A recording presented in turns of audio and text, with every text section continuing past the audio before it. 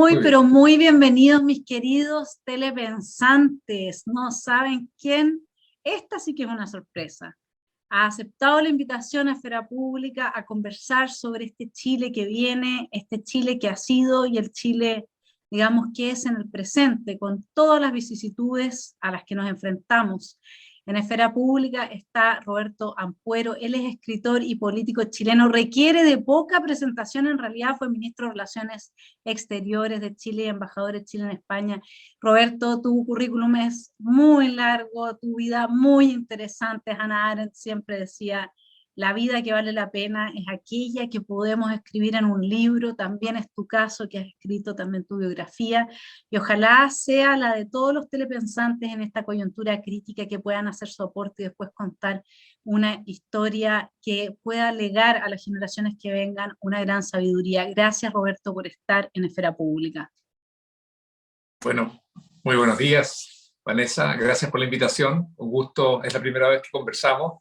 Me alegra enormemente poder acá intercambiar opiniones contigo en una etapa muy compleja, ¿verdad?, de nuestra historia, mejor dicho, de nuestro presente que estamos haciendo. Y hay que recordar que todo lo que podamos hacer ahora es muy importante porque el efecto, debido al momento que estamos viviendo, el efecto va a ser de muy largo plazo, para bien o puede ser también para mal. Y eso hay que considerarlo muy seriamente. Por eso creo que es importantísimo conversar también con las personas que no piensan como uno, pero que tienen muchas dudas. Y si uno pudiera abordar con esa persona, a esas personas las dudas, creo que es el mejor aporte que uno puede hacer.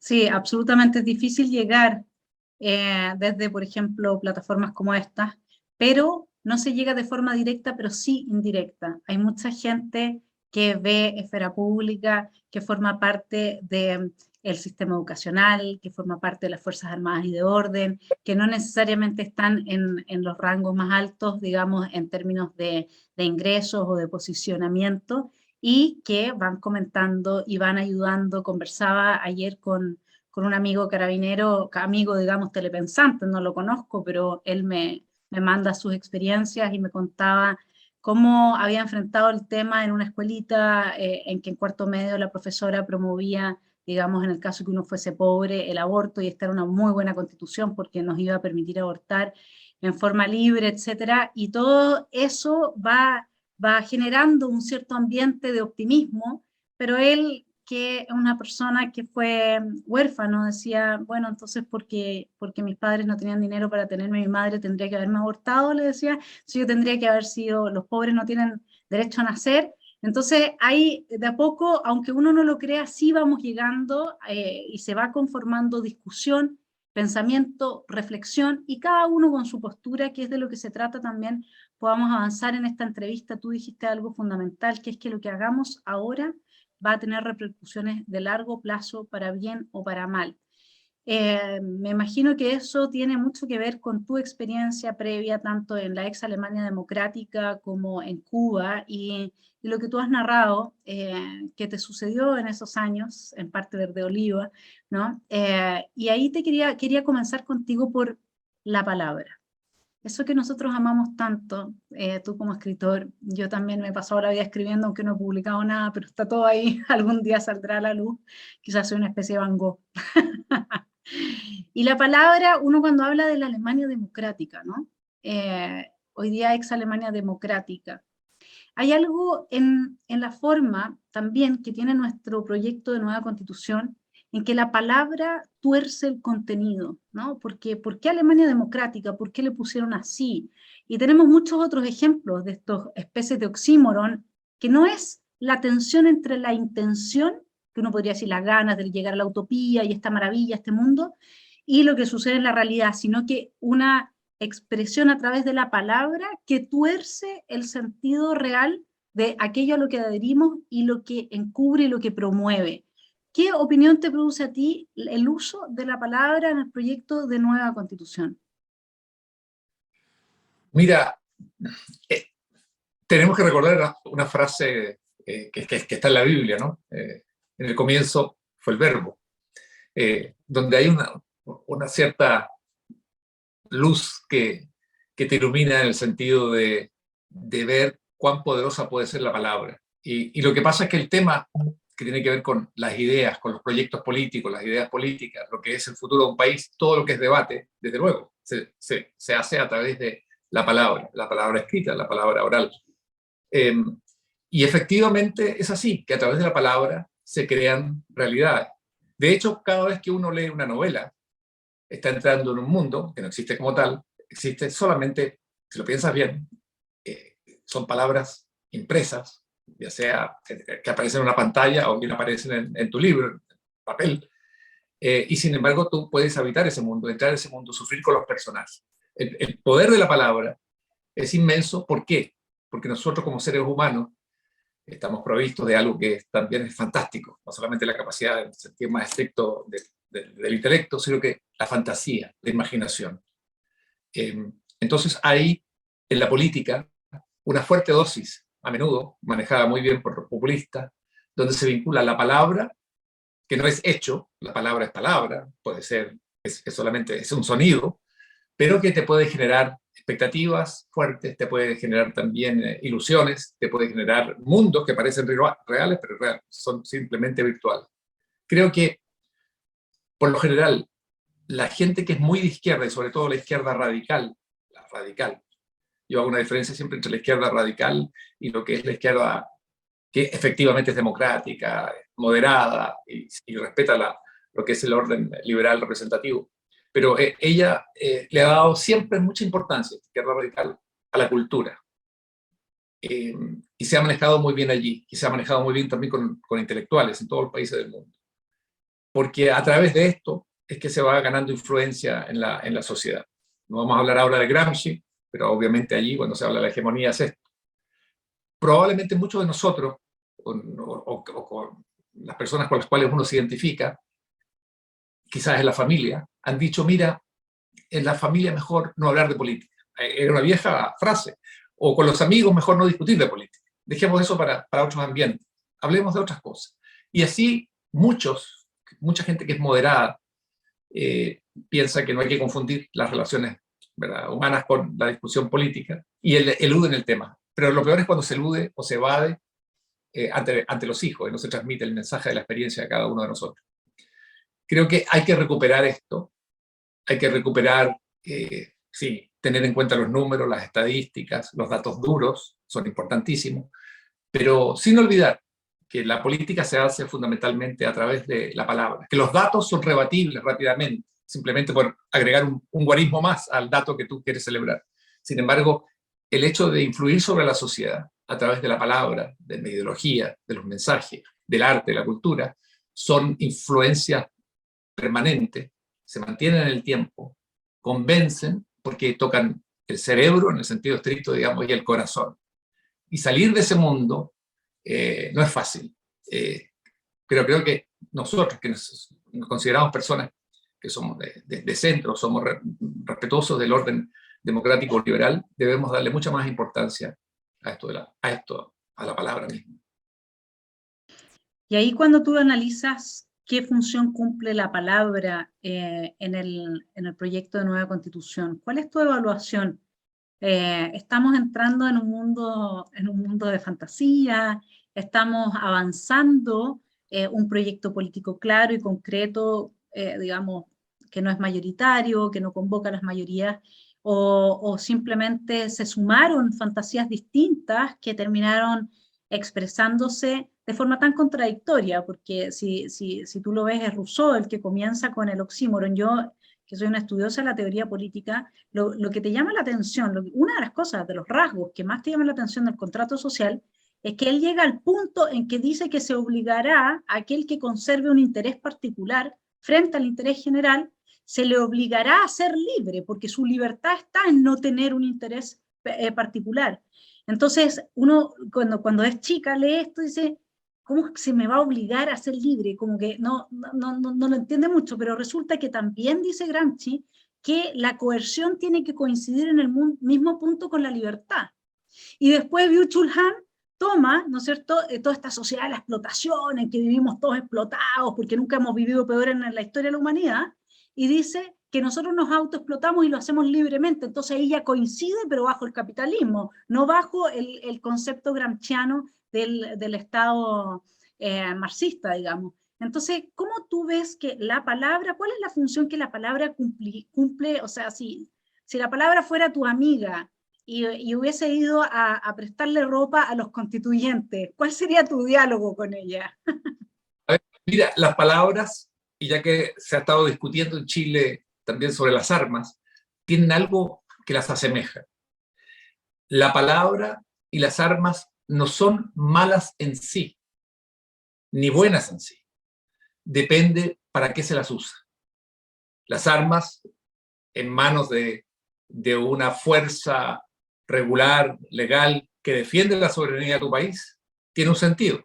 Esa misma arma robada de esa misma bodega de municiones de un ejército respetuoso del orden democrático y empleada como arma para cometer actividades de tipo terrorista, la misma arma, tiene un sentido plenamente negativo. La palabra tiene algo parecido a las armas, y en ese sentido, la palabra es un arma, puede ser un arma para defender la libertad, para defender la democracia, para defender los derechos individuales, pero también puede ser un arma para aniquilar, como ocurrió, por dar un ejemplo, en forma masiva, ¿verdad?, durante la Revolución Rusa, durante los regímenes fascistas y el régimen nazi, durante la represión que se ha llevado a cabo en Cuba, o por llegar a América Latina, o en Venezuela, o lo que acaba de ocurrir, ¿verdad?, hace 2 años de forma brutal en Nicaragua. Por lo tanto, las dos, pero volvamos a las palabras, son difíciles de domeñar, de domesticar, y va a depender al servicio de qué se ponen.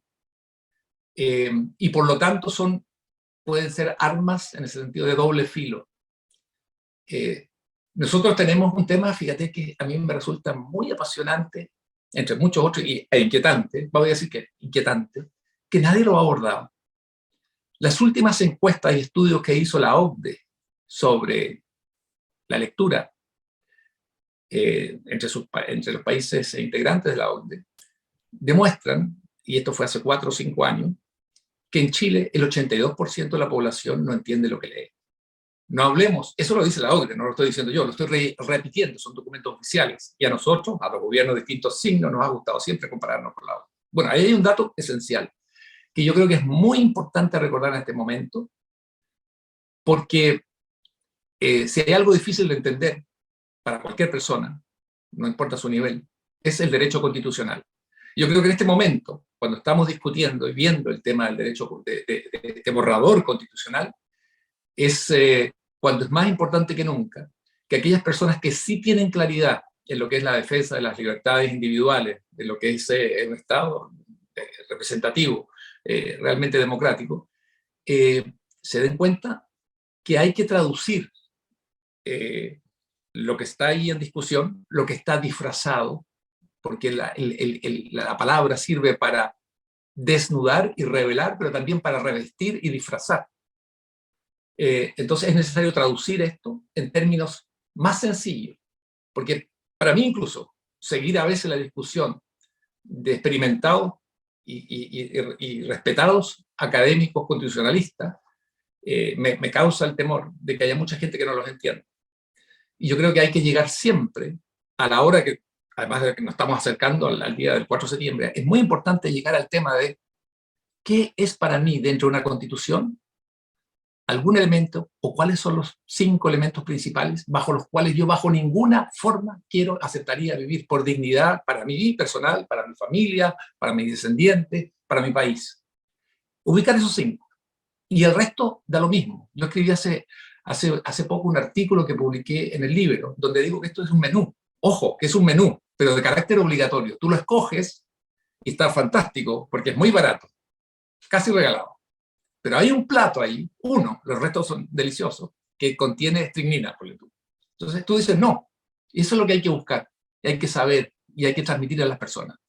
Y yo podríamos hablar de eso, cuáles son para mí los mínimos, digamos, inaceptables, donde yo bajo ninguna forma quiero vivir, digamos, en un país con esas características, con esa Constitución. ¿Y cuáles serían, Roberto? Aprovecha el vuelo. Y para mí, lo primero, para mí lo que es inaceptable, el hecho de que mi voto personal, como Roberto Ampuero, valga más que el de otros ciudadanos, o, ojo, valga menos. No lo quiero para mí, no lo quiero para mi señora, no lo quiero para mis hijos, para mis familiares, ni para mis padres, ni para mis amigos, para nadie. Eso es absolutamente indigno. Estar en un país soberano, del cual formo parte, donde cumplo con la ley, donde pago los impuestos y todo, y sin embargo, de partida, la Constitución me dice que usted, debido a que hay escaños reservados, mire señor, muy bien, bienvenido, pero a la hora de votar, su voto y el de su comunidad no vale el mismo que el de otra cantidad de grupos, de otros grupos, porque ellos tienen un trato privilegiado. Para mí eso es absolutamente inaceptable. Y, por favor, estamos en el año 2022. Esta época ya, no sé cuántas cosas ya. No podemos llegar a algo que se estuvo, por lo cual se estuvo luchando siglos para conseguir una persona, un voto. Nelson Mandela lo planteaba, ¿no? Una persona, un voto. Eso es lo que quería. Yo, en ese sentido, soy absolutamente mandelista. Él lo pedía. Nosotros, como africanos y habitantes originarios de Sudáfrica, tenemos que tener más voto proporcional que el de los blancos europeos que llegaron acá. Eso para mí es algo inaceptable. No puede ser que haya una diferencia entre un tratamiento a ciertas etnias frente a lo que son los chilenos. Porque a mí me resulta muy complejo de entender que alguien, porque aquí estamos claros, ese es otro elemento importante. Este país, todos los que llegaron, desde el primero que puso un pie aquí, vino de afuera. Esta tierra es preexistente a los primeros que llegaron. No hay que olvidarlo. Entonces la pregunta es, a ver, un momento, porque algunos llegaron hace 800 años supuestamente, o 600 años, tienen más derechos, per sécula, por constitución, que aquellos que llegaron hace 500 años. Perdona, pero los López, los Pérez, los Ampuero llegaron en el 1580, 1600. No, lo siento, señores, ustedes llegaron 200 años más tarde y esto se cerró forever, para siempre. Bueno, ¿y qué pasa con las otras? Como se llaman en Chile, se llamó las colonias. Las otras culturas que llegaron. No hablemos de España. Hablemos de los alemanes, de los franceses, de los italianos, de los croatas, de los coreanos, de los chinos, de los venezolanos, de los cubanos, de los bolivianos, peruanos. Tampoco. ¿Cuántos siglos hay que esperar en este país, señores, si se aprueba esta Constitución, para que mis descendientes tengan el mismo derecho, el voto de ellos pese lo mismo que el de quienes se consideran originarios y que dicen que ellos llegaron antes que el resto de los que están acá? No existe, para mí, un país que sea absolutamente digno, donde una gran inmensa parte de la población quede excluida de por vida, para siempre, si esto es muy tremendo, de tener un voto que es igual al del resto de las personas. Ese es un elemento central. Otro elemento central, no soporto, o sea, no puedo tolerar que existan dos o varios tipos de justicia, sistemas jurídicos en un país. Perdón, por favor, pero si esto se derrotó en el feudalismo en Europa, estamos hablando de siglos atrás, ¿verdad? Eso de que cada feudo, cada señor feudal tenía su forma de justicia y él decidía. Y cada uno era juzgado según donde vivía, pero además no solamente eso, sino que de dónde venía, de qué estirpe venía. Por favor, eso para mí es inaceptable. Estamos en este mundo, 2022, por favor, ¿hacia dónde vamos con esto? Si es por esto, por tener una sola justicia, luchó este país desde que está constituido como tal, y de mucho antes, incluso durante la colonia. Entonces, elementos como eso. El tercer elemento, y no te quiero dar una lata porque no quiero abusar, pero para cerrar, yo no tolero, y por eso en ese sentido rechazo, un artículo que permita que una determinada etnia tenga derecho a, por simple votación y mayoría, a desmembrarse de Chile, territorialmente. De Chile se puede ir el que quiera, obviamente, eso es parte de nuestras libertades, pero que se vayan con el territorio y despojen a Chile porque simplemente lo acordaron en un momento determinado, por acuerdos que pueden ser absolutamente más convenientes que seguir siendo parte de este Estado unitario, para mí es algo inaceptable. No puede uno aceptar un artículo en una condición política que signifique que tú te levantes al día siguiente con la noticia en los diarios, ¿verdad?, de una parte de tu país se ha desmembrado, se ha ido porque lo ha hecho y tenía el derecho constitucional a hacerlo. Hay más elementos, pero esos son elementos para mí, digamos, intransables. Y yo creo que para cualquier persona, chileno, que vive hoy, que está al tanto de lo que es la modernidad, lo que son los derechos de las personas, lo que es la seguridad jurídica, lo que es la integridad de un país, estas cosas son inaceptables. Y ojo, que estamos en un mundo, véase Ucrania, Rusia, muy, muy peligroso, donde hay que tener muy claramente definidas las fronteras, muy claramente defendidas también las fronteras, donde hay que tener aliados internacionales, porque de lo contrario, y sobre todo este mundo que viene ahora, va a ser cada vez más peligroso porque hay una lucha por la hegemonía mundial que está en una nueva etapa. Sí, yo estoy de acuerdo. Yo creo que como se resumiría lo que tú dices es, la gente que fue a votar a prueba quería un Chile mejor, no otro Chile.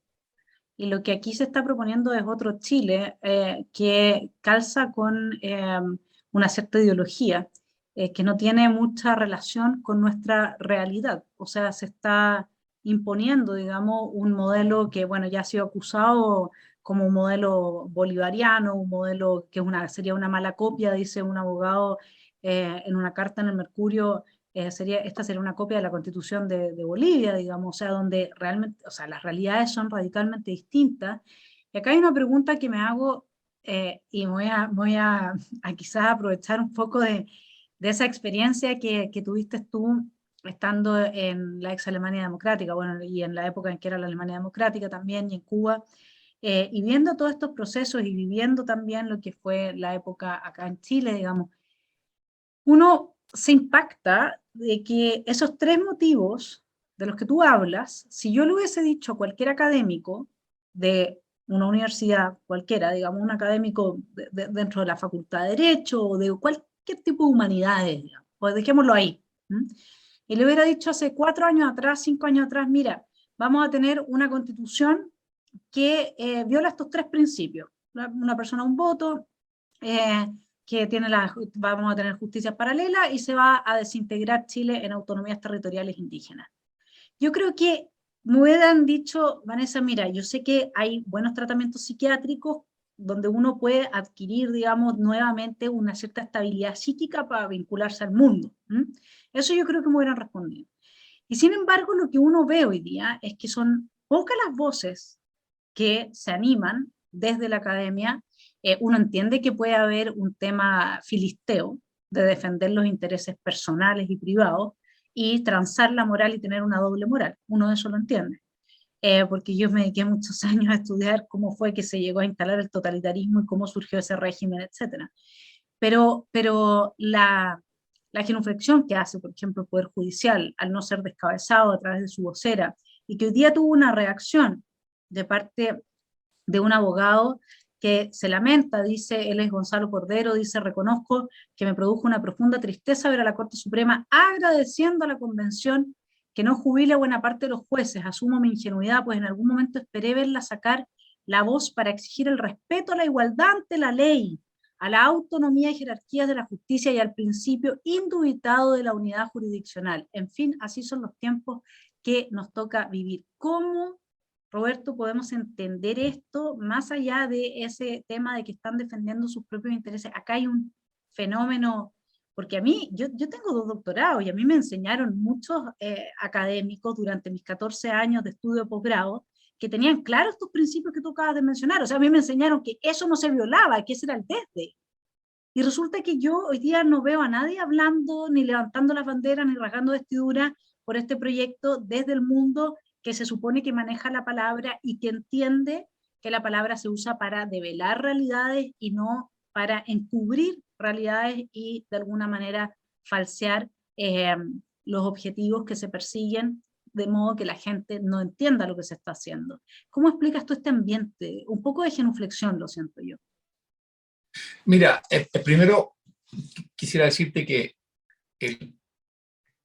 lo que es el borrador constitucional, para mí y para muchas otras personas, lo que parece efectivamente es un programa de partido o programa de un movimiento revolucionario, más que una constitución que sea, como se dijo inicialmente, que ya parece una mala broma, una broma macabra, la casa de todo.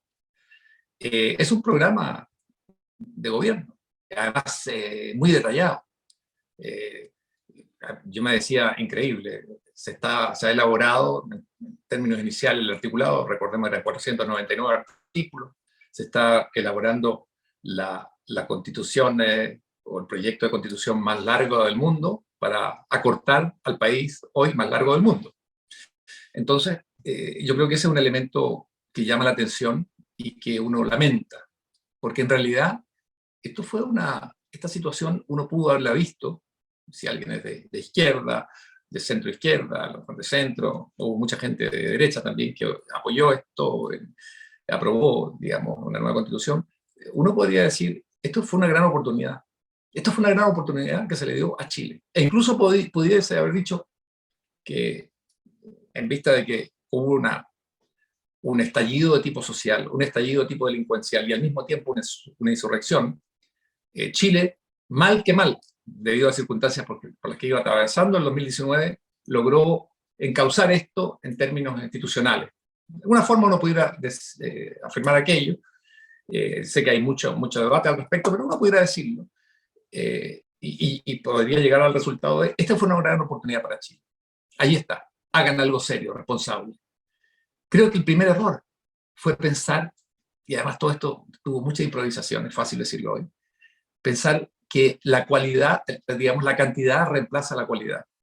Si uno mira efectivamente constituciones, quiero quedarme en la de España, elaborada al año, digamos, la Constitución del 78, fueron 7 personas. Si nunca han sido en los países realmente modernos, las constituciones han sido elaboradas por muy pocas personas, altamente capacitadas, altamente formadas, que representan distintas sensibilidades en términos de lo que son constituciones modernas. Y son ellas las que elaboran aquel paquete, aquella articulación que pueda convocar a la mayor cantidad de ciudadanos del país respectivo. En España fueron 7 personas, y se dice públicamente. Eso sí que para los radicales acá sería una cocina inaceptable. No, contó con una máxima aprobación, porque lo que se trata es eso, encontrar los mínimos comunes denominadores donde todos coinciden en un país, o la inmensa mayoría. Esto de pensar que este mínimo común denominador que convoca a todos no lo da la calidad de quienes van a elaborar y redactar esa constitución, sino que la inmensa mayoría, que al final termina como estos grandes congresos que conocemos de los países comunistas, que ya casi todos desaparecieron, donde hay 3.000 diputados, 2.500 representantes del pueblo, donde al final nadie puede decir nada porque esa cantidad da lo mismo lo que diga, si está al final un líder. Entonces yo creo que ese es un tema delicado. Lo otro es que me preocupa mucho, quiero abreviar, me preocupa mucho que nos comenzaron prometiendo una constitución o modelos inspirados en Nueva Zelanda, en Australia, en Canadá, hasta en Finlandia. Recuerden que hubo parlamentarios políticos de izquierda que viajaron de forma muy entusiasta a Finlandia para ver cómo era el sistema educativo allá. Y al final hemos terminado mirando e inspirándonos por una constitución de Bolivia. Por favor, yo no tengo nada en contra de ningún país, menos a un vecino, pero por favor, las tradiciones son distintas, el carácter nacional es distinto, la composición también interna es distinta. Entonces hemos terminado mirando entonces hacia la casa del vecino, en vez de la casa para todos, estamos haciendo la casa del vecino, la estamos copiando. Y se ven muy mal las casas, siempre copiadas una junto a la otra. Y tercer punto, aquí no hay yo lo que aprecio es que hay una carencia de espíritu o de respeto por la historia de Chile, por el carácter de lo que es lo republicano y por lo que es fundamentalmente una democracia representativa de tipo liberal. No se la valora. Creo que eso ya para otro análisis. ¿Qué pasó? ¿Bajo qué condiciones? ¿Qué nos ocurrió? Que en un momento llegamos a una situación donde los sectores realmente democráticos quedaron, como ocurrió en la Convención Constitucional, en una minoría, que incluso tratando de articular articularse, no son capaces de, muy rara vez han sido capaces de frenar algunos intentos muy radicales a la hora de redactar este borrador.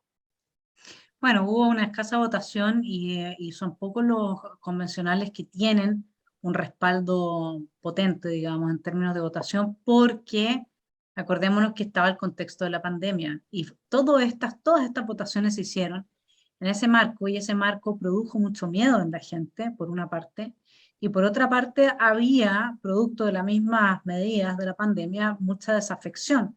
Perdimos 1 millón de votos de la pyme, digamos, ¿no es cierto? Porque en definitiva no fueron medidas muy populares, por mucho que haya gente que aplaude todo eso, hubo un costo muy alto y la gente que pagó el costo no aplaude que se haya llegado, porque ahí los expertos sabrán, digamos, a extremos que según lo que se ha dicho ahora no eran necesarios. Ahora, cuando uno analiza el gobierno como tal, da una sensación, ¿no? Un tufillo como a repetirse la historia. No sé cómo lo ves tú, porque en lo que venga va a ser muy importante estas dos almas que supuestamente habitan el gobierno y que eran las mismas dos que habían en la época de Allende, según lo que uno puede recoger de la gente que estuvo plena y consciente y madura en esa época. Un alma más que abraza más la violencia y que promueve de alguna forma o que legitima esa violencia cuando es revolucionaria, por supuesto que no la fuerza que coercitiva del Estado, sino que la violencia revolucionaria, y por eso tienen que hacer todas estas vueltas de carnero con los estados de excepción limitados, etcétera, y la promoción de la primera línea. Y otra alma que no quiere, que no está de acuerdo, y en este caso es interesante porque no sé cómo evalúas tú la existencia del Frente Amplio. Para mí son un apéndice del Partido Comunista, pero bueno, esa es mi opinión. Ahí dejo espacio para que tú nos des tu opinión a los telepensantes. Y luego, en ese majamama entre los nuevos marxistas, los neomarxistas con la política identitaria, que se resurgen a partir de la política identitaria que tiene fundamento en Carl Schmitt, y los viejos marxista, hay una oposición respecto de cierto socialismo que sí transitó hacia la socialdemocracia, que sería esta izquierda que con o sin Estado benefactor no pone en tela de juicio la democracia en términos liberales, constitucionales, republicanos, digamos, o sea, con esos principios elementales de igualdad política. ¿Cómo evalúas tú el diálogo entre estas dos almas y el porvenir que espera Chile con esta fisura interna que se nos repite un poco la historia de la época del 70? Yo en términos figurativos diría que este gobierno todavía no asume. Es un gobierno no nato aún. Y creo que el gobierno definido en términos políticos e ideológicos con más claridad va a comenzar la misma noche del 4 de septiembre próximo. Y creo además que, bueno, el presidente Boric nos ha mostrado que es capaz de cambiar, de modificar, de sufrir una conversión Marnikov, instantánea, ¿no? Recordemos cómo entró a la primera vuelta, cómo inició la segunda, cuál era su discurso el día, en la mañana de la primera vuelta y cuál fue en la noche, cuando pasó de compañeros por la mañana a tratar a todos de chilenos. Y yo, que sé de conversión política, te digo, la conversión es un proceso muy lento, muy gradual, de mucho dolor, de maduración personal, de mucha lectura, de mucho silencio, es de tiempo fundamentalmente. Pero estas conversiones así, en el mundo moderno no me convencen. Pero en todo caso, yo creo que en el gobierno va a asumir esa noche. Y va a depender, son 4 escenarios que yo veo.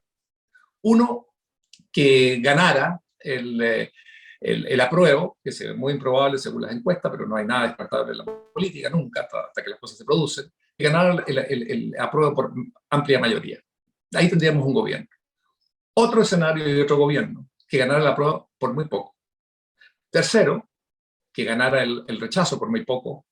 Cuarto, que ganara el rechazo por mucho. Ese día vamos a tener definido al gobierno de Chile. Por eso que estamos ante una situación con un gobierno aún no nato. Y esto es importante saberlo. Creo que es importante tenerlo en cuenta. Creo que aquí hay muchos cálculos. También escribí hace un tiempo en el libro un artículo sobre las posibilidades que tiene la socialdemocracia hoy de incidir en el proceso en Chile para moderar a los sectores más radicales, no democráticos a mi juicio, que forman parte de esta alma, yo diría que es polialma del actual gobierno.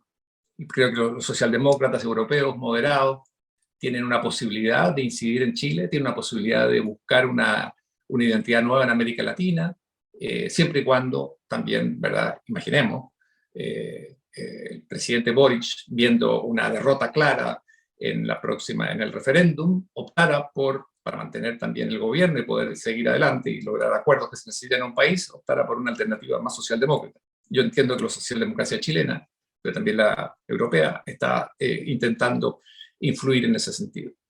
Creo también que es importante recordar que dentro del gobierno actual hay varias alas, no son dos alas, ojalá fuesen dos alas, son dos almas, digamos.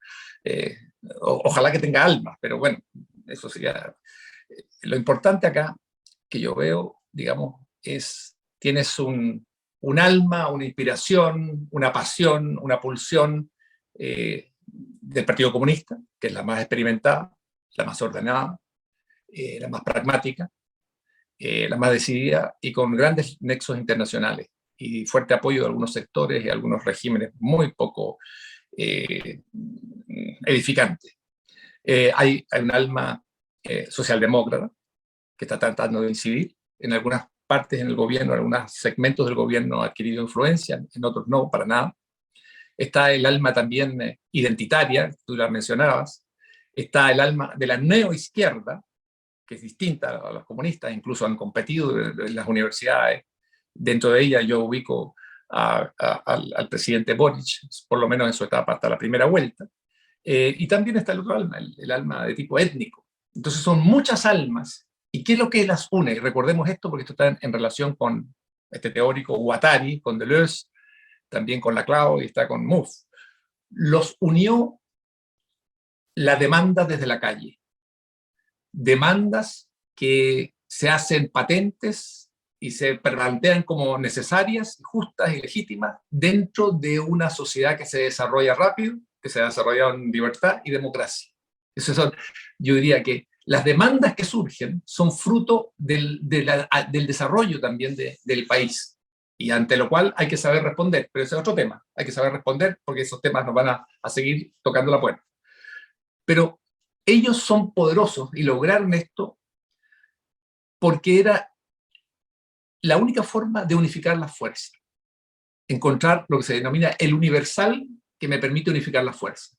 No hay nada entre estas fuerzas, menos aún incorporando todos los elementos de lo identitario, que nos una, porque son todas demandas muy distintas y a veces en contradicción. Por lo tanto, lo importante aquí es lograr algo que nos una. Y ese era el sistema. ¿Cuál sistema? El neoliberal.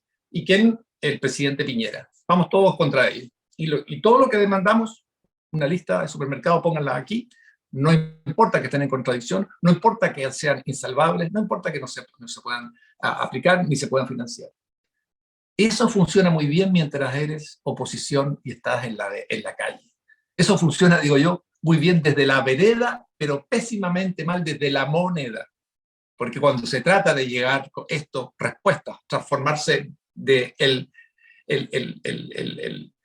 cliente, digamos, en el delivery, el hombre que va a entregar, el gobierno, la mujer que va a entregar lo que ha pedido desde la calle, ahí se plantean las dificultades, allí aparece el amateurismo, allí aparece toda esta improvisación, allí aparecen todas estas cosas que uno dice, pero ¿cómo es posible? Estamos hablando de Chile, que ha sido un país realmente serio, lo que está pasando, lo último, podríamos mencionarlo del gabinete de la primera dama. ¿Cómo es posible que todo esto ocurra? Sí, porque esta fuerza se unió a través de las demandas muy diversas que tuvo en un momento, que se generaron en el país y que se pudieron articular como voto mayoritario. Pero otra cosa es llegar a la moneda, entrar, subir a ese segundo piso y empezar a responder y entregar las soluciones para lo mismo que tú estuviste exigiendo. Y aquí estamos, con todos los problemas abiertos, pendientes. ¿Tú crees realmente, porque yo también tuve una especie de conversión, ¿no? Y también coincido contigo en que se necesita mucho tiempo, mucho silencio y es un trabajo doloroso, extremadamente doloroso. ¿Tú crees realmente que pueda Boric hacer un giro hacia la socialdemocracia siendo que uno lo ve rodeado por o sea, sus pares etarios, sus compañeros más cercanos afectivamente son Jackson, Vallejo, Cariola, etcétera. Y él obviamente que no hizo una conversión en los términos, digamos, espirituales profundos, sino que lo que él hizo fue un movimiento de ajedrez en el que al rey lo vistió de alfil, por decirlo de alguna manera, ¿no?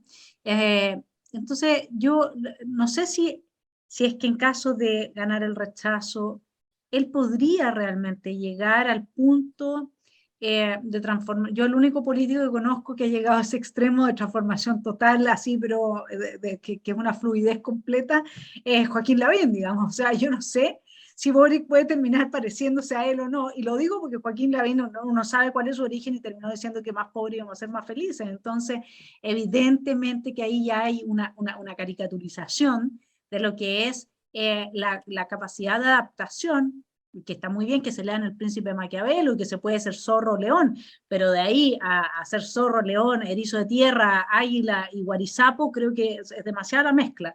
Entonces, el tema es que en el escenario que gana el rechazo, además, Boric fuera que ser socialdemocracia es un punto, pero el otro punto que es más importante y más difícil para su sector de asumir es que probablemente las fuerzas que antidemocráticas empiecen a manifestarse violentamente y a él le va a tener que tocar entonces y a su gobierno mantener la paz y el orden público. Porque si gana el rechazo, estamos claros que va a haber un grupo importante de gente que no se va a quedar tranquila, digamos. O sea, eso ya lo advirtieron, lo dijeron, y esta gente lo dice todo tal cual, pam, pam, vino, vino. Lo que pasa es que los demás no le creen porque son soberbios y creen que es imposible, que no, si no le pongáis, que eres extremista, no sea apocalíptico. Entonces, bueno, por no creerle, ahí estamos con una constitución que hace 5 años atrás, si hubiéramos dicho vamos a llegar a esto, hubieran dicho que nosotros pensábamos en Chilezuela, pero Chilezuela aquí quedó Venezuela sigue siendo un Estado-nación unitario, digamos. Eso es un ideal hoy día prácticamente, ¿no es cierto?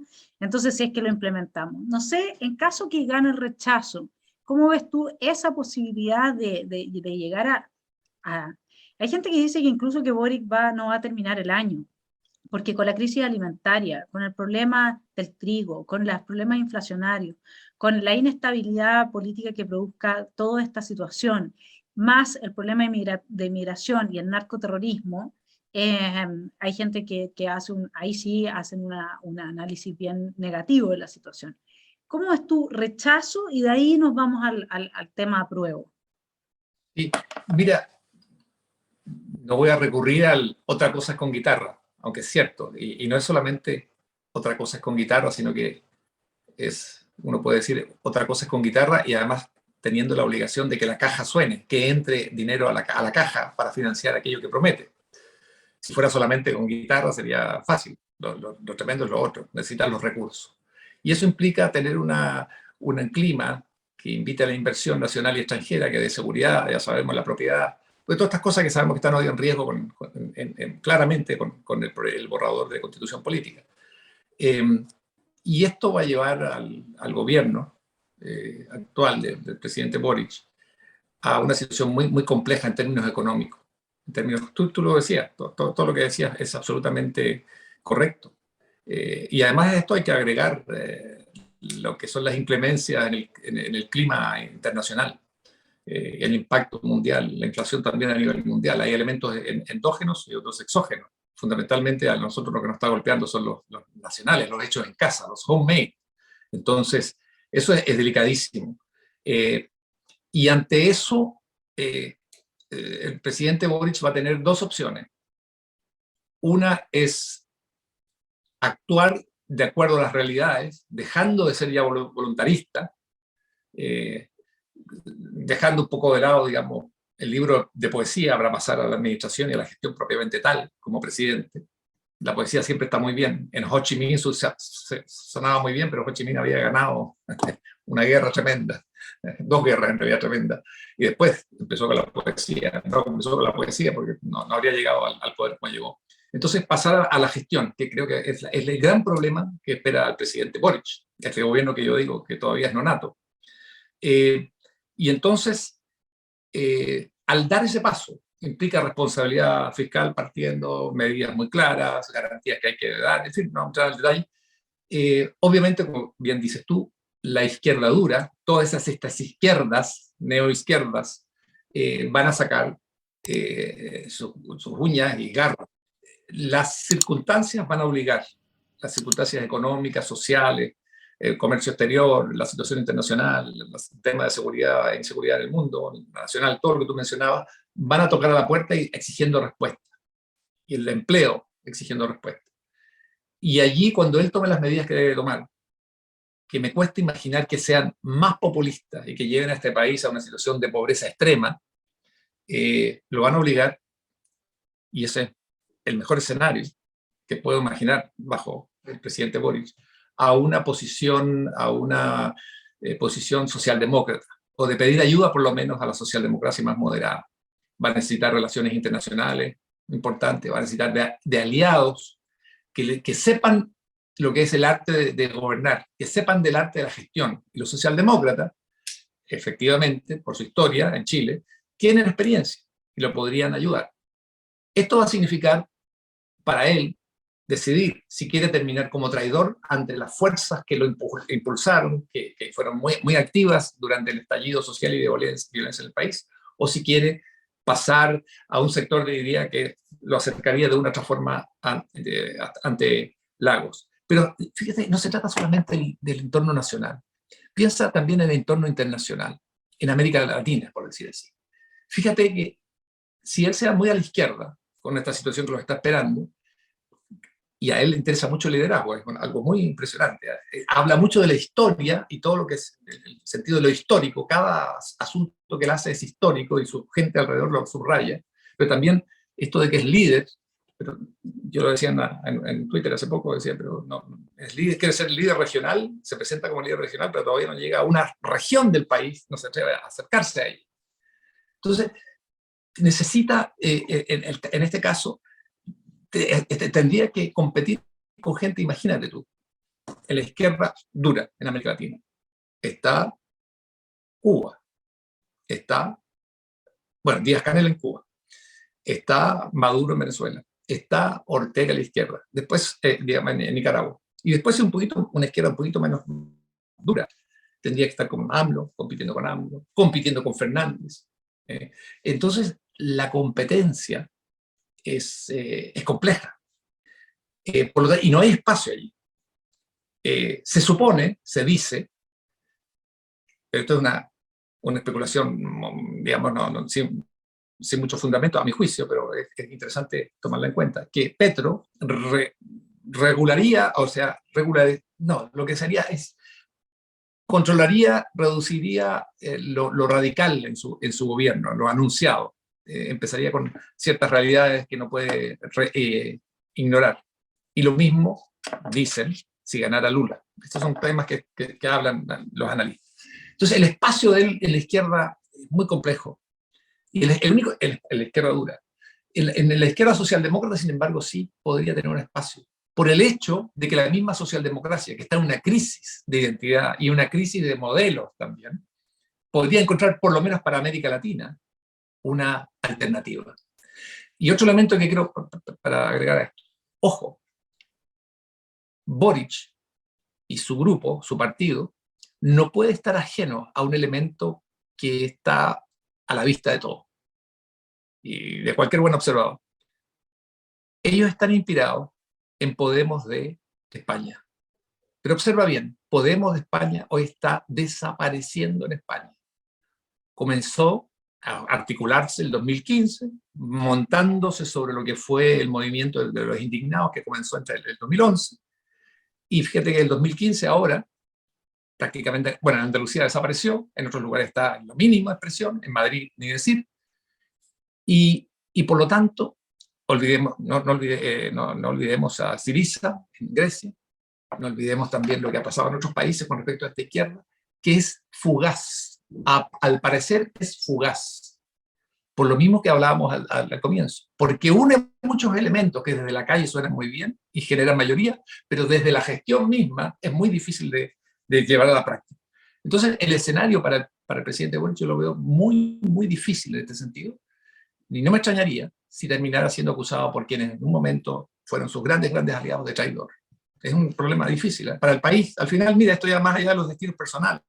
Es muy trágico para nuestro país, por las tensiones a lo que los somete, porque se polariza el país, porque perdemos mucho tiempo, porque no hay nadie que esté esperando afuera por Chile. Esa es otra cosa, que tenemos la impresión de que este es un país que todo el mundo está esperando a qué pasa en Chile para seguir apostando por Chile. No, hay muchos otros que están ofreciendo sus condiciones y sus ventajas.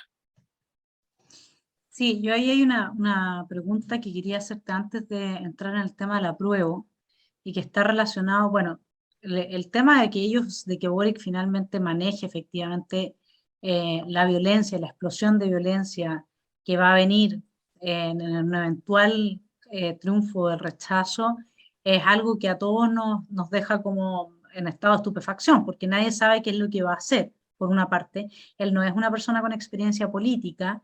Hay mucho acá uno podría decir, un narcisismo preadolescente. Por eso es que todo este tema con Irina y esto de ser el que trasciende, el que está haciendo algo histórico. Sí, lamentablemente la historia pone mucho el foco en las cosas malas que han hecho las personas. Tenemos una especie de nihilismo en el bias, en la forma que tenemos de estudiar la historia y no en las cosas buenas que hace la gente. Entonces, si él lo quiere ver desde esa perspectiva, efectivamente está haciendo historia porque... y después ellos lo tergiversan, porque Allende, en vez de ser la persona que llevó a la crisis institucional del 73 y que dejó a la gente con un hambre haciendo colas, hoy día aparece como el gran líder, ¿no es cierto?, un poco de la socialdemocracia o de una cierta vía pacífica para instalar el socialismo, que en realidad de pacífica no tenía nada, pero en Europa en cada esquina uno se encuentra con esa oda a Allende, que es una mentira y una farsa de la A a la Z. Pero uno realmente se pregunta en el tema internacional y en el tema de Podemos y toda esta izquierda ha capturado organismos internacionales. Sin los organismos internacionales no tendríamos el problema que tenemos en el sur, sin las ONG, sin las intervenciones de ellos, sin el debilitamiento sistemático que han hecho de la capacidad del Estado, sobre todo en democracias más frágiles, porque en Alemania un INDH nunca hubiera podido hacer lo que hizo en Chile, eso está claro, ni en Alemania, ni en Estados Unidos, ni en ninguna parte, digamos. Eso es un modelo que han implementado en democracias frágiles. Y Podemos es uno de los principales impulsores de la Agenda 2030, que aquí es como que uno diga el hit del momento. O sea, no hay ni siquiera, yo siendo concejal, no había prácticamente nada que no se votara, que no respondiera a la Agenda 2030. Nosotros nos estamos poniendo una camisa de 7 varas ahí, en que por una parte es bien interesante el fenómeno, porque desde abajo, desde el movimiento profundo de adentro de Chile, vienen fuerzas que generan dinámicas centrífugas muy importantes para terminar polarizando y dividiendo el país en feudos, ¿no es cierto?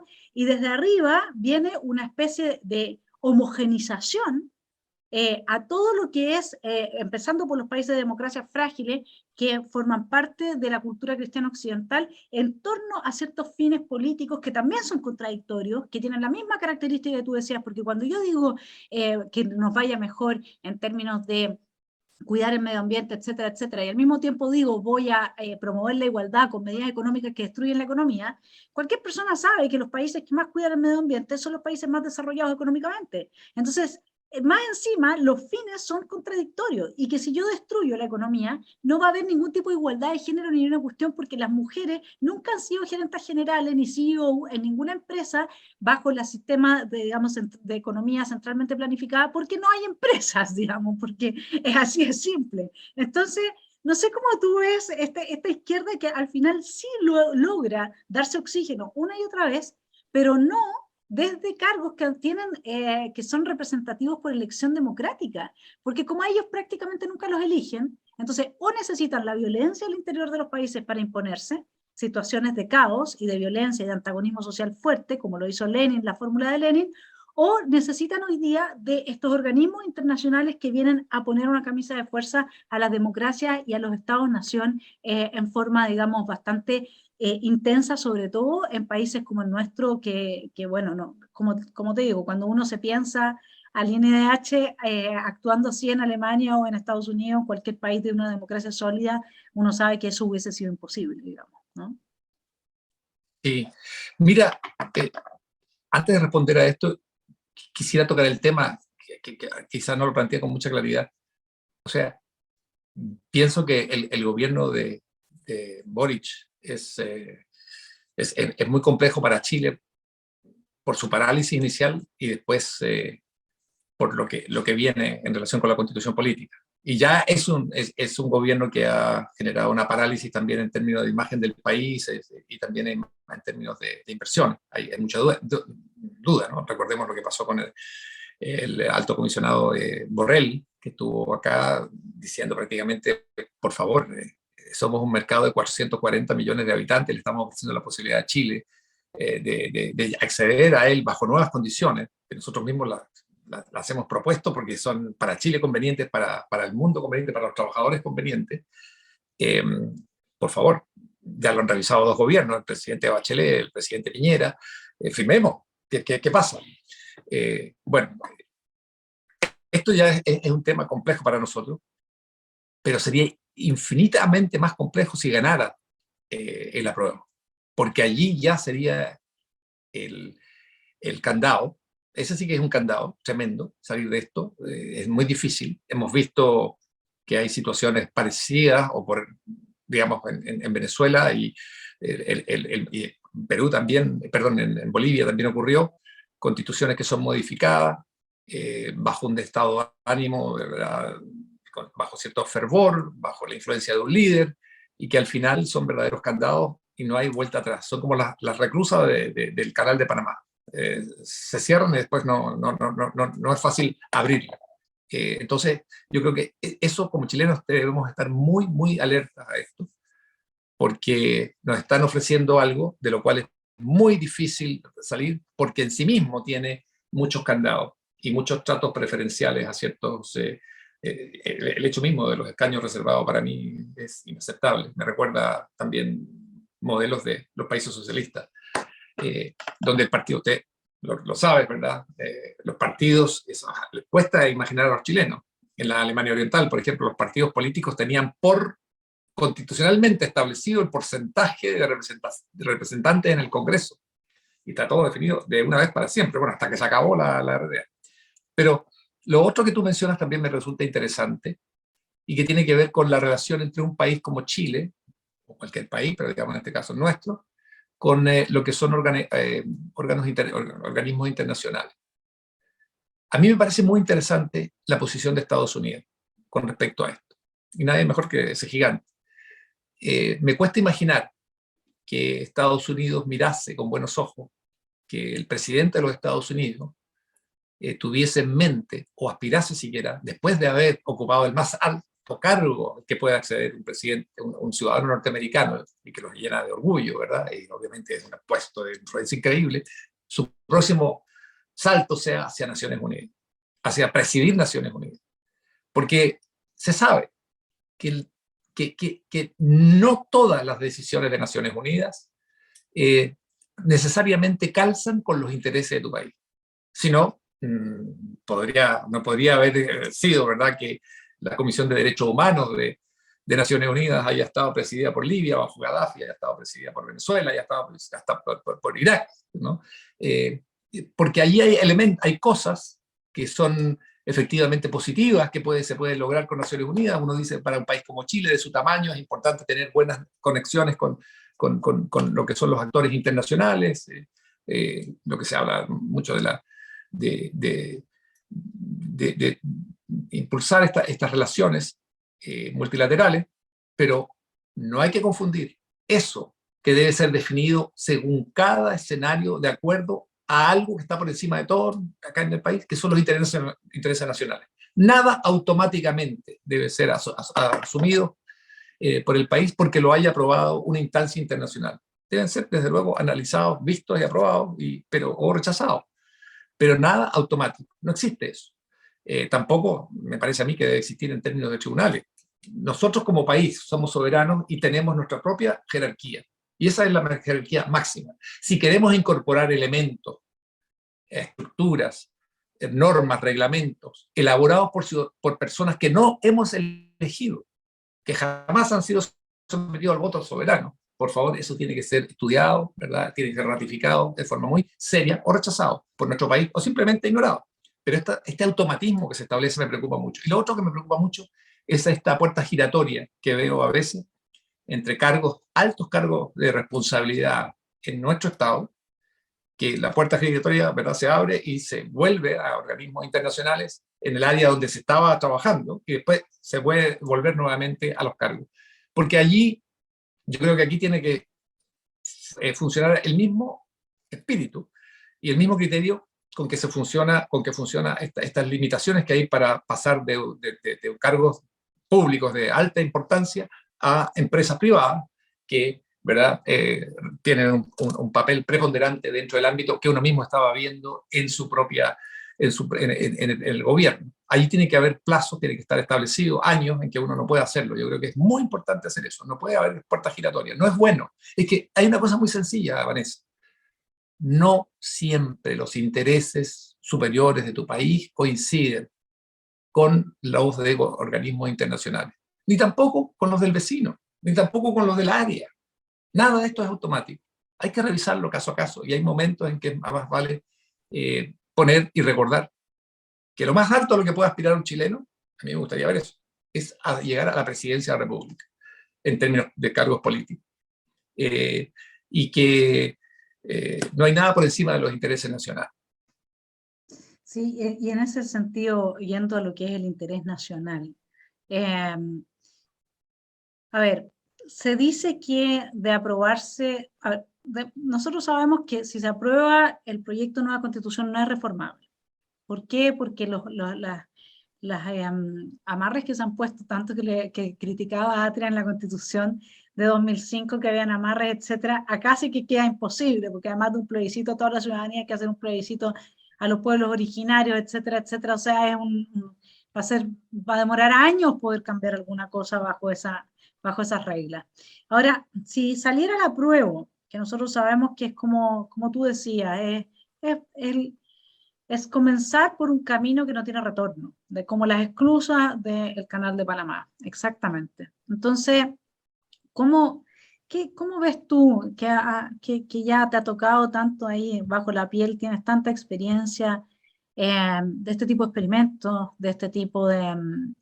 porque esto es, digamos, exijamos lo imposible. Esto, además, no hay cómo financiarlo. Esto, si uno ve la reacción que tuvo solamente el sector de la minería respecto de cerrar ventanas, no sé si viste ahí a quienes de los sindicatos convocaban a huelga, la cuestión era, nos vamos con tutti.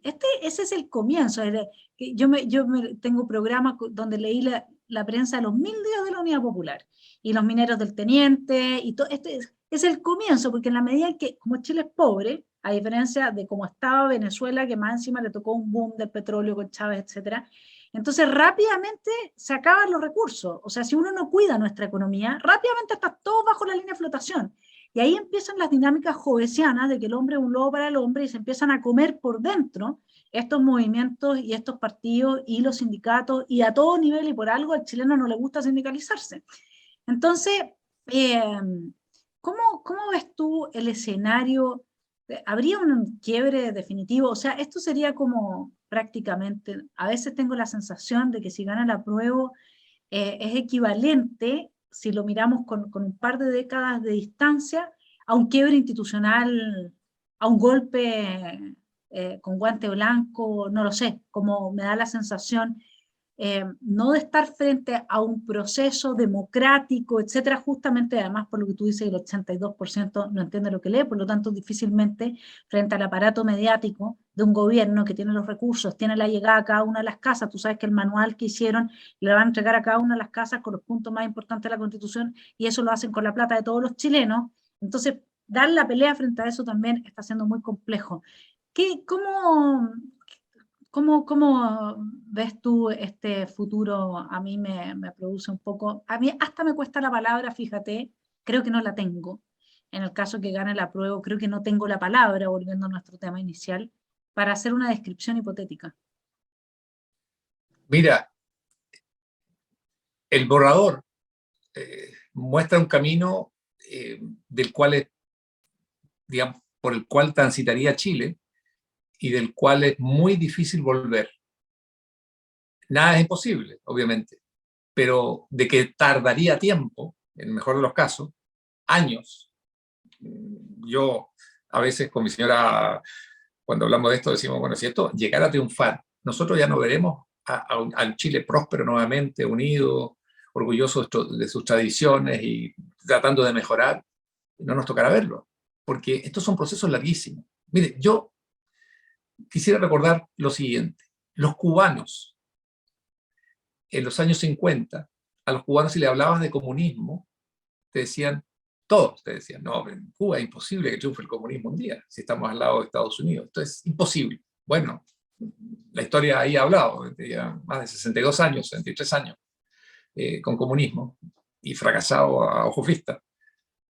Los venezolanos, amigos venezolanos me contaban, nosotros siempre cuando nos hablaron de Chávez en un comienzo, la respuesta era no, nosotros no somos cubanos, no nos va a pasar. Ahí lo tienen, ya más de 20 años.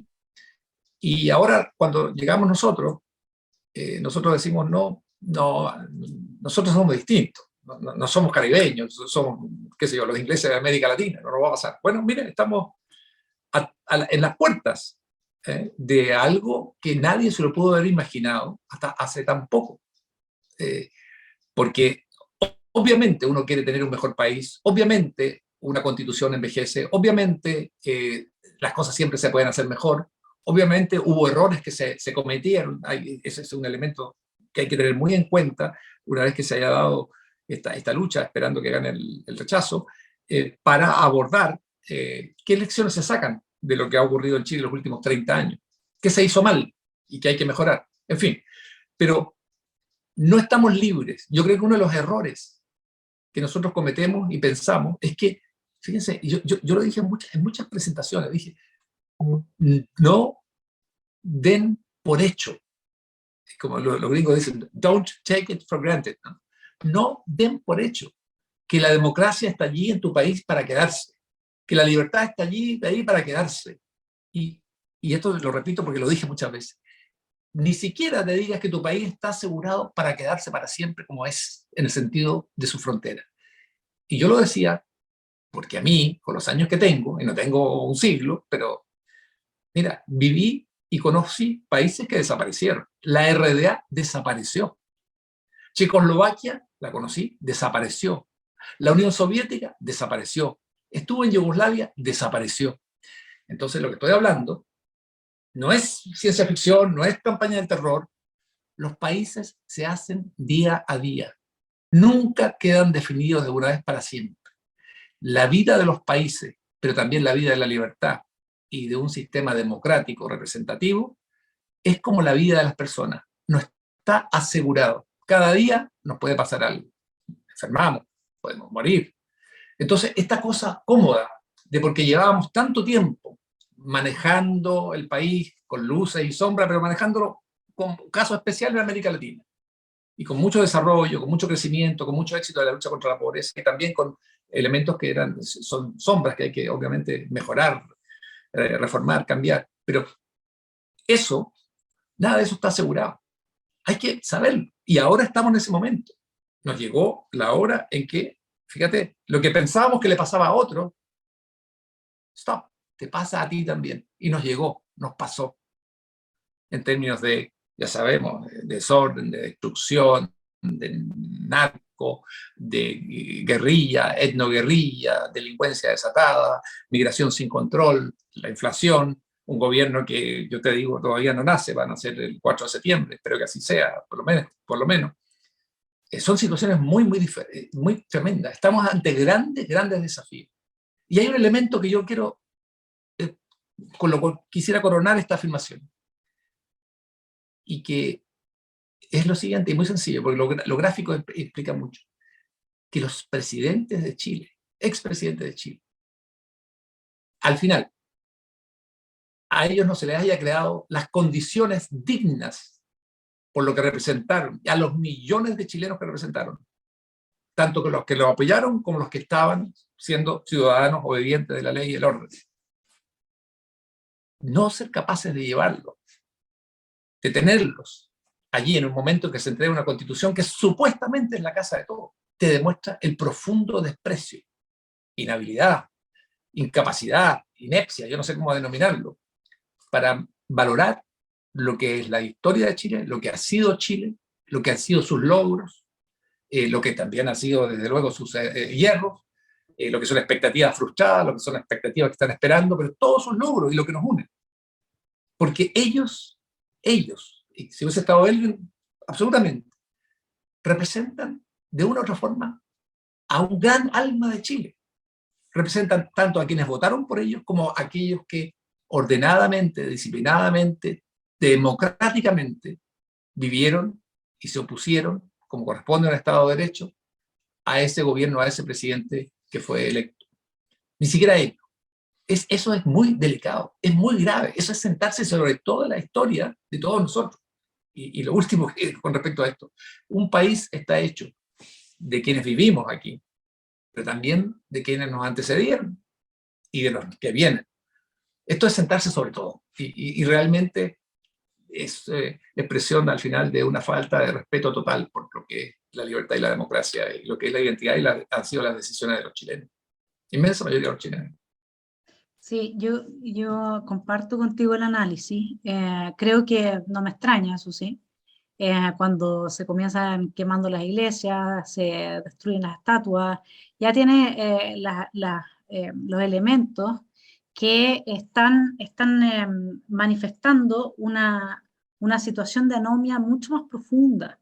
Entonces acá yo creo que las personas, quienes tomaron las decisiones en su momento de crisis, vieron las cosas un poco al revés en esto, o quienes amparaban este análisis. Yo creo que lo que pensaban era que aquí está empezando algo y metámoslo en un camino institucional para poderlo conducir bien, para que le demos una caja de resonancia, y etcétera. Esto no estaba empezando, esos eran manifestaciones en la superficie de una situación muy profunda que se viene gestando y trabajando, que el mismo Jaude dice que ellos lo vienen trabajando y gestando hace mucho tiempo.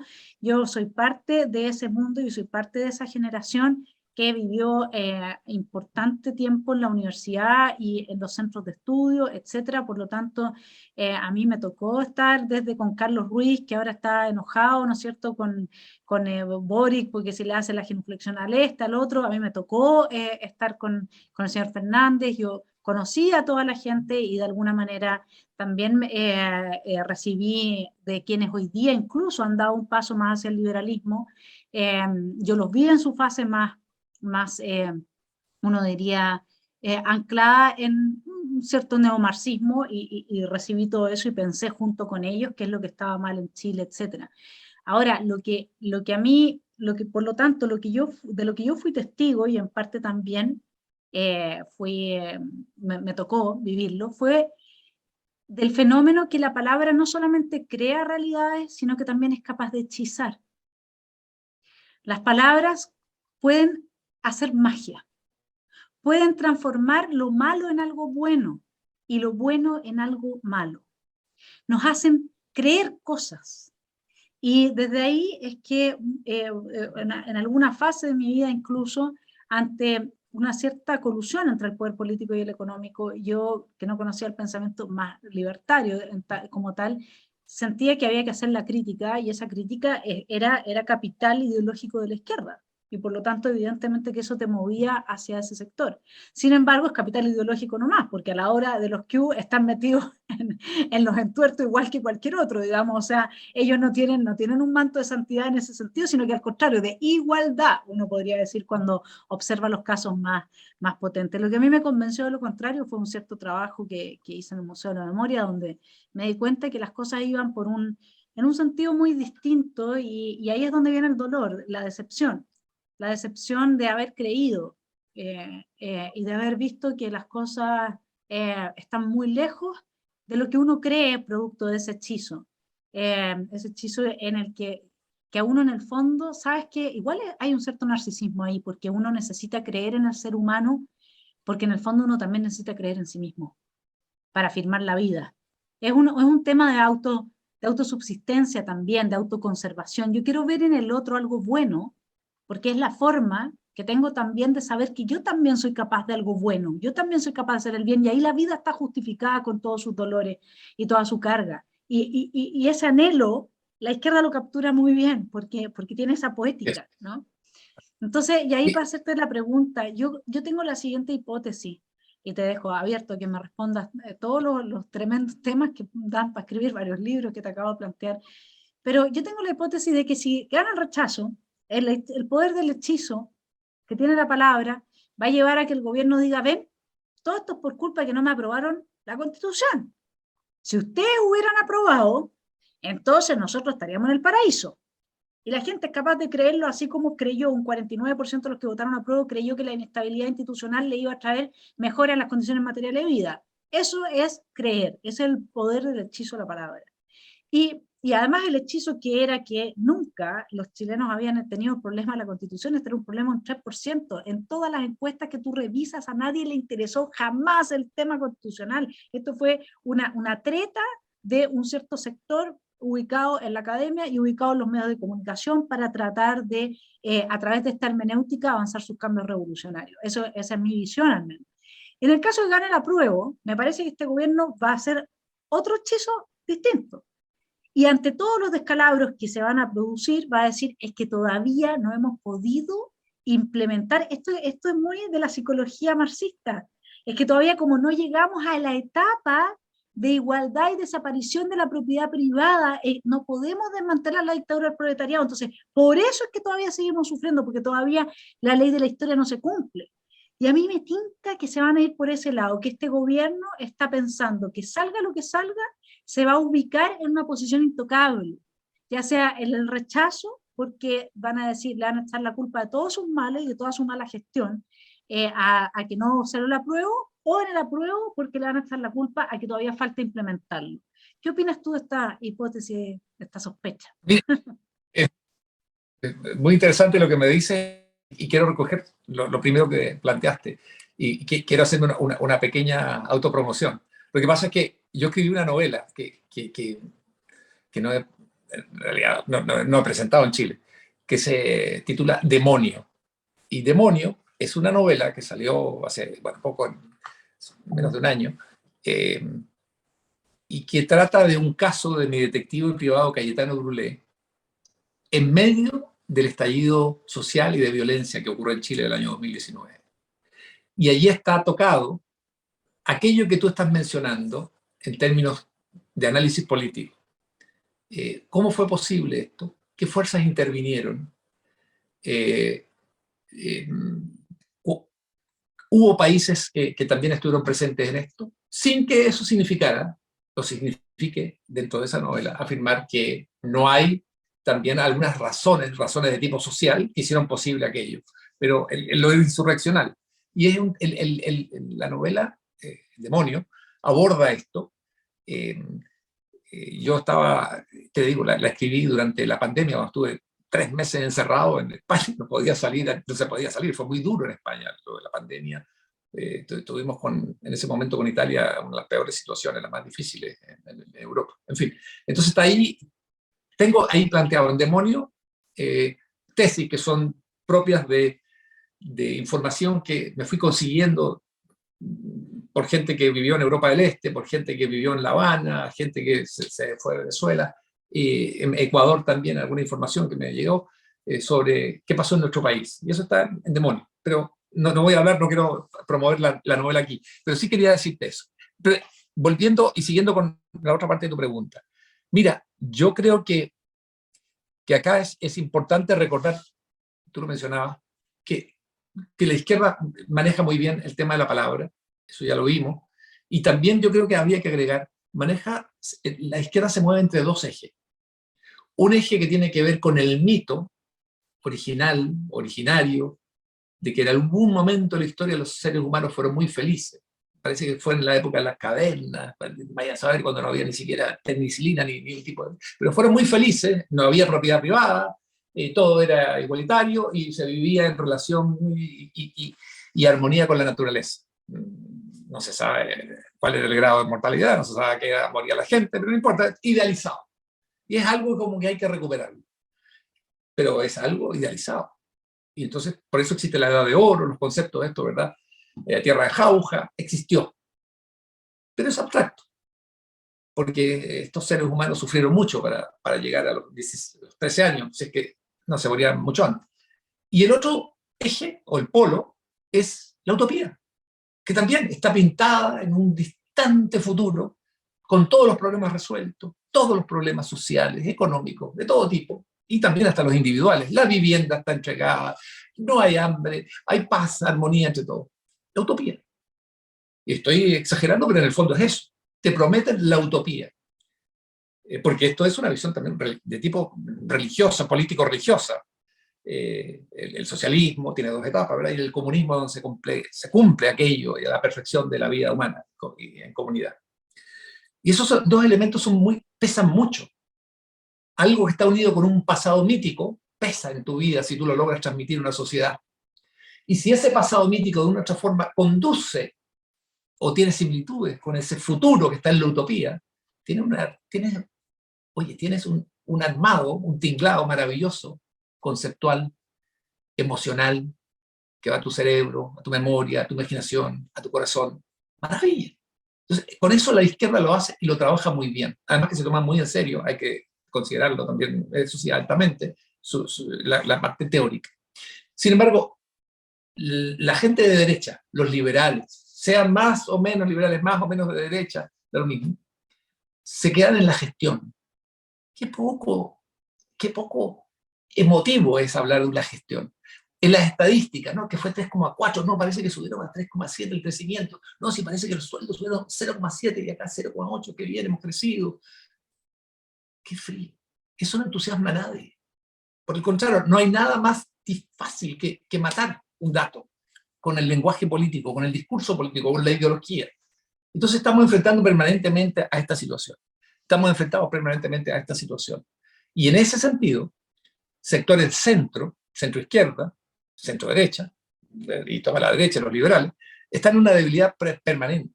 Porque es muy difícil actuar en contra de ese mito idealizado y contra esa utopía que al final, ¿cómo la mides? ¿No? Porque te estoy prometiendo todo, y el que promete, bueno, ahí en la promesa está el engaño.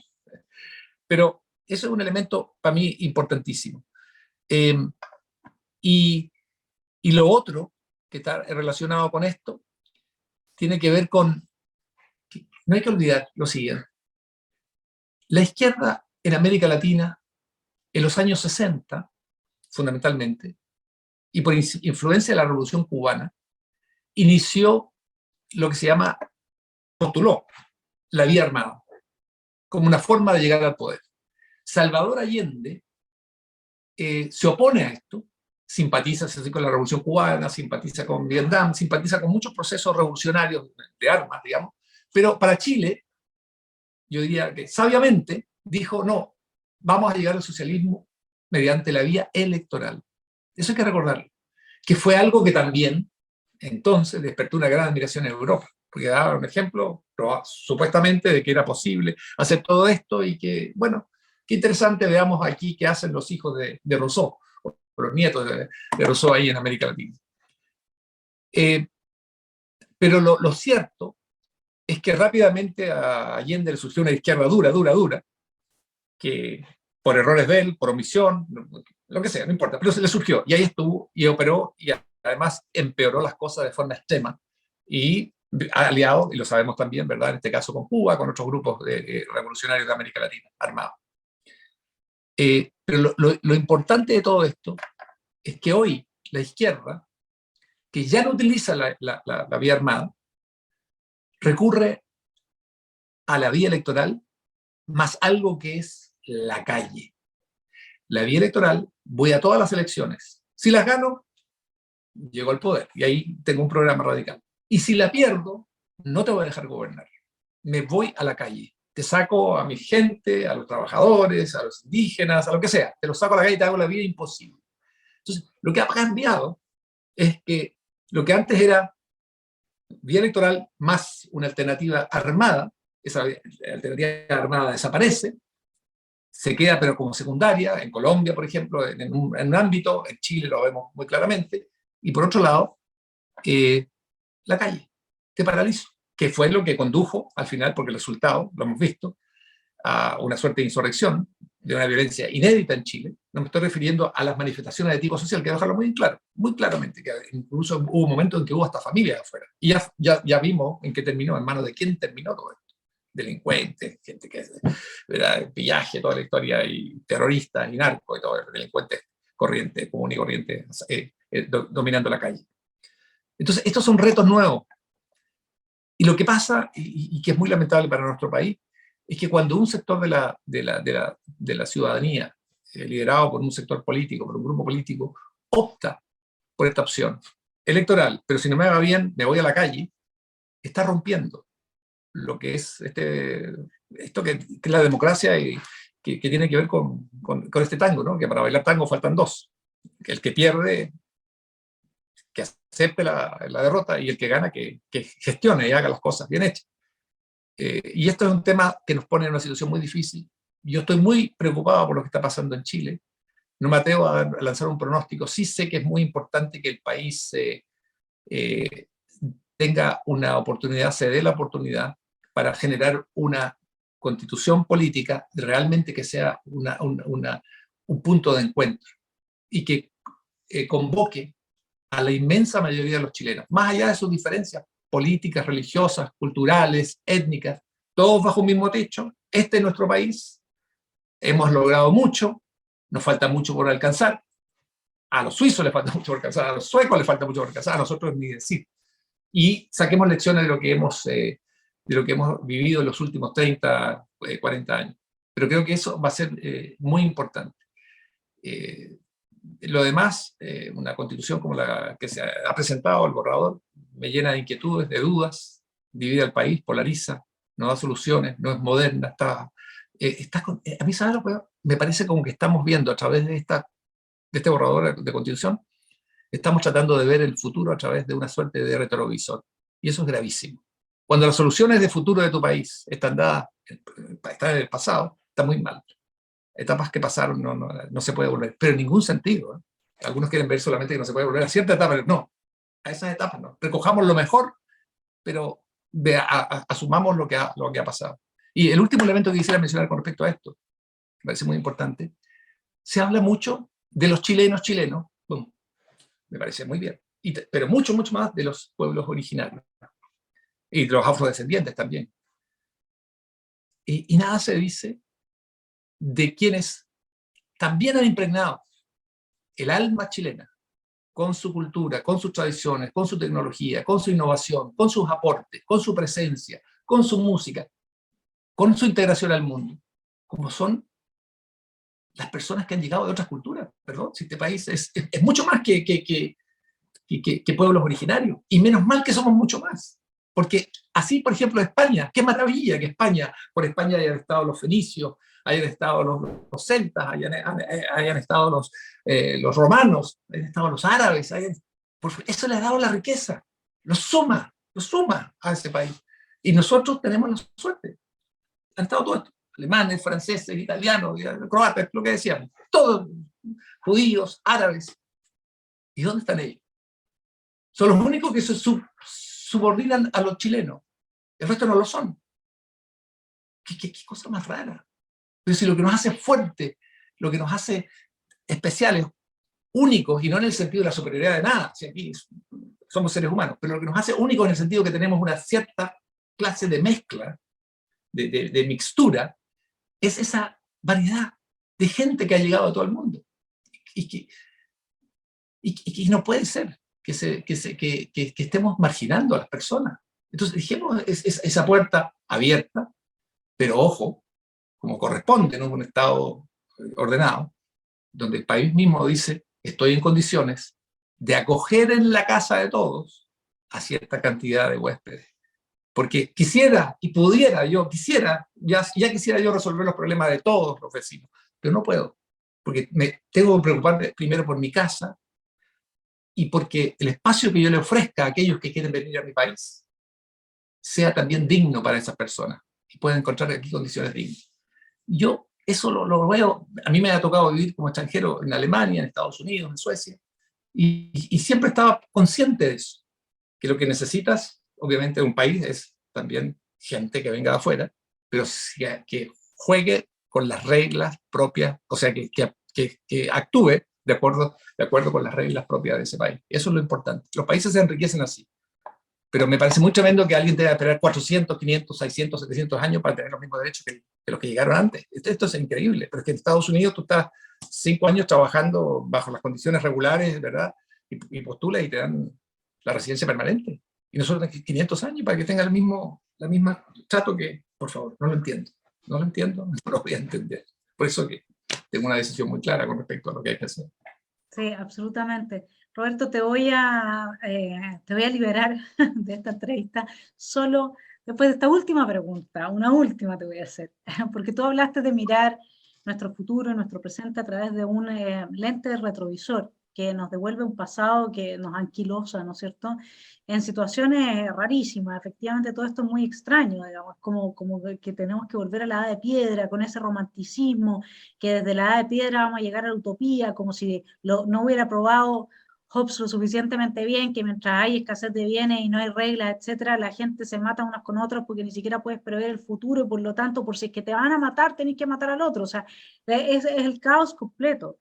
Sin embargo, yo tengo una visión que me gustaría compartir contigo y con eso finalizamos respecto de qué tipo de régimen es el que se está instalando acá.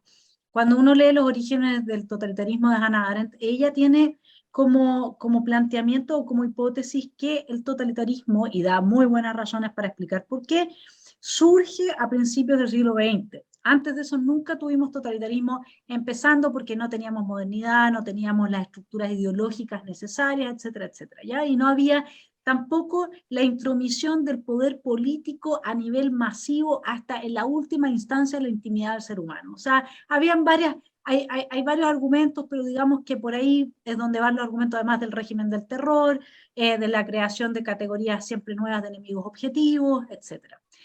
Yo te tengo que confesar que estoy muy empapada del espíritu arendtiano y por eso suelo mirar un poco desde esas estructuras la realidad. Y la sensación que a mí me da, corrígeme y a ver si es que podemos un poco pimponear esto, no hay mucha gente con la que uno lo puede conversar, es que el siglo XXI descubrió en Latinoamérica un nuevo tipo de régimen que es la narcodictadura. ¿Qué es lo que pasa? Cuba vivió gracias a la Unión Soviética, luego vivió gracias a Venezuela. Venezuela destruye, digamos, la posibilidad de la extracción de petróleo, al destruir PDVSA, y entonces empiezan a vivir del narco. Lo que tiene la droga es que la droga siempre tiene mercado y es uno de los mercados más importantes del mundo y no te importa condiciones de mercado ni está sujeto a las estructuras, digamos, de los tratados internacionales, ni del capitalismo, ni de absolutamente nada. Tú con eso te quedas fuera del cumplimiento de la serie de reglas que están puestas para quienes sí operan dentro del mercado legal. Entonces, lo que pasa, estas son mis hipótesis, y yo llevo mucho tiempo estudiando, incluso hablé una vez con Raúl Reyes mientras estaba en el Mercurio, le hice una entrevista, etc. Lo que pasa es que el modelo FARC de ELN, pero quedémonos con FARC para no complicar la pregunta, el modelo FARC terminó instalándose en Venezuela como un modelo de régimen a partir del cual toda la estructura, comillas, institucional informal, porque la institucional formal no, porque igual tienes que mantener una cierta imagen hacia el mundo, pero institucional informal funciona para facilitar la operación de la producción de la droga y su comercialización. Y desde mi punto de vista, bajo el escudo o bajo el paraguas de una nación indigenista, respecto de la cual se viene hablando hace mucho tiempo y que estaba promovida por Chávez y estaba promovida por Evo Morales, es que se está avanzando bajo digamos, ese poncho, por decirlo de alguna manera, se está avanzando para toda Latinoamérica la imposición de este nuevo régimen del siglo XXI, que es una narcodictadura donde quienes gobiernan viven del tráfico de drogas que tiene mercados asegurados en los países capitalistas. Así es como lo veo yo. Y mira, por cierto, ese es un tema de demonio también, el tema de la influencia del narco, en este caso en Chile. Pero mira, hay un elemento interesante, hay varios elementos interesantes con respecto a lo que tú dices.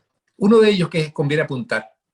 El narco es una actividad delincuencial extrema, terrible, muy poderosa, con muchos recursos, que no se queda solamente en la operación propia de la distribución, ¿verdad? Y la producción y la distribución de esto, sino que invade otras áreas de la economía.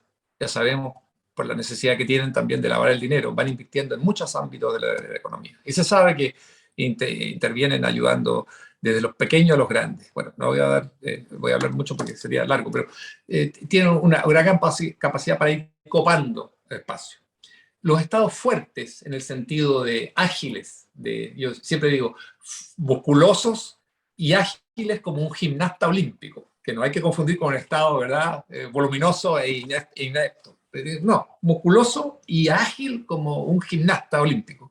Los estados son capaces de mantener a raya a aquellos sectores, de controlarlos, de darles golpes, y sabiendo al mismo tiempo de que son imbatibles en el sentido de que siempre va a estar la demanda allí y van a lograr sortearla porque el precio va a permitir que esto, ¿verdad?, mientras más difícil, más fácil, más caro va a ser el producto, y siempre va a haber gente adicta que va a estar dispuesta a pagarlo.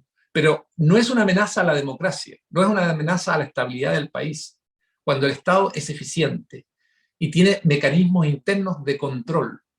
Entre otras cosas, por eso también es tan importante que haya dos cámaras, ¿no? Una Cámara y el Senado en Chile, que es otra cosa que no lo hablamos. Pero bueno, entonces eso es importante, que estén presentes los estados allí. A mí me preocupa mucho en el caso de Chile cuando comenzamos a ser un estado débil en el sentido de su presencia, un estado ausente, porque del estado ausente al estado fallido no hay mucha distancia. Ahora, no tiene que ser un estado fallido de extremo norte a sur, pero sí, uno puede empezar a hablar de que hay estados fallidos acotados, por usar el lenguaje del propio gobierno, ¿verdad? Que tanto le gusta esta medida que es acotada. Bueno, sí, señores, existen estados fallidos acotados. Dentro de un estado puede ocurrir que son zonas donde no puede entrar ni la policía, ni las Fuerzas Armadas, ni el ministro de Interior, ni menos el presidente. Eso nos está ocurriendo hoy. No estamos viéndolo con la crudeza y con el realismo con que debiera ser visto, y eso me parece delicado. Nosotros estamos enfrentando una influencia del narco como nunca antes se había visto, y dándote toda la razón a ti, como en el caso político, es algo que venía creciendo hace mucho tiempo. Si esto no surgió de la noche a la mañana, venía surgiendo hace mucho tiempo, pero se expresa en el momento con fuerza y con personalidad, y diciendo, aquí estamos, cuando nota que ese Estado es más débil que nunca. Y eso nos está ocurriendo. Y esto, si no se da una señal fuerte, va a seguir creciendo. Porque donde hay vacío de poder, no queda vacío, eso es una falacia. Donde hay vacío de poder, rápidamente entra otro poder que ocupa ese. Y eso es lo que estaba ocurriendo. Entonces, lo primero que se sabe, no existe el vacío de poder. Son minutos y lo ocupa el otro. Entonces, estamos en una situación compleja allí, con un Estado y con un gobierno que no se atreve a actuar, tiene muchas trancas con respecto al uso de la fuerza, confunde la fuerza legítima de un Estado con la violencia y piensa que es lo mismo, y al pensar que es lo mismo, queda incapacitado para actuar, tanto como para reprimir a la violencia, a la delincuencia, como para utilizar la fuerza propiamente constitucional en un país. Y eso es gravísimo.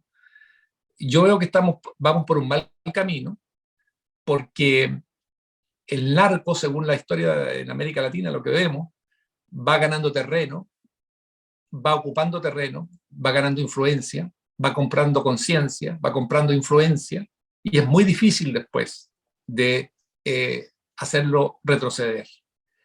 Afecta el prestigio del país, afecta también su producción, afecta también sus exportaciones, lo pone en una lista especial. Esto y también es muy dañino para los ciudadanos dentro del país y para los ciudadanos que cuando viajan, por el peligro que se implica. Pero hay otro elemento más que yo quisiera agregar, que es peligroso. Hay un momento en que los países donde el narco es muy fuerte, se produce un diálogo y una complicidad entre el narco y ciertos sectores políticos, que se utiliza para reprimir, para intimidar o para eliminar adversarios. ¿Esto es así? Sí. ¿Cómo usted lo prueba? Bueno, muy fácil. La guerrilla en Colombia es una guerrilla que es de carácter originalmente político, revolucionaria, justiciera, pero terminó vinculada y siendo un órgano con el narco. Es una narcoguerrilla. En Venezuela, el cartel de los soles es poder político más poder en narco. Y estas son cosas que no las inventa uno, están en las investigaciones de la prensa, pero también en las investigaciones de los gobiernos, y que miran con mucha preocupación. Entonces, esto va creciendo permanentemente. Y nosotros no estamos exentos. Nosotros durante mucho tiempo no hemos creído que somos algo muy diferente al resto de América Latina, y en cierta medida lo hemos sido. Cada país es distinto a los demás. Pero en este momento nos estamos pareciendo a las peores condiciones que en determinados momentos han aparecido en determinados países de nuestro continente. Y eso no es bueno, pues no estábamos acostumbrados a eso. Nos hace muy mal, nos desubica, y con el panorama político-económico que tenemos actualmente, nos hace temer que esto simplemente siga prosperando.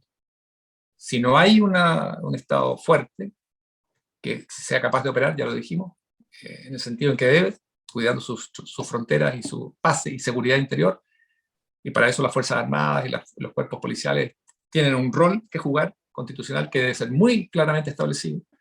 La posibilidad de frenar esto es mínima, y quedamos expuestos como ciudadanos a lo que está pasando, ¿no? Que las calles se vuelven de pronto en lugares de ajuste de cuentas para narcos, delincuentes, que escogen además a quién asaltar porque va pasando por la calle en ese momento, o entrar a una casa porque les pareció que puede pasar algo, pueden tener algo interesante allí.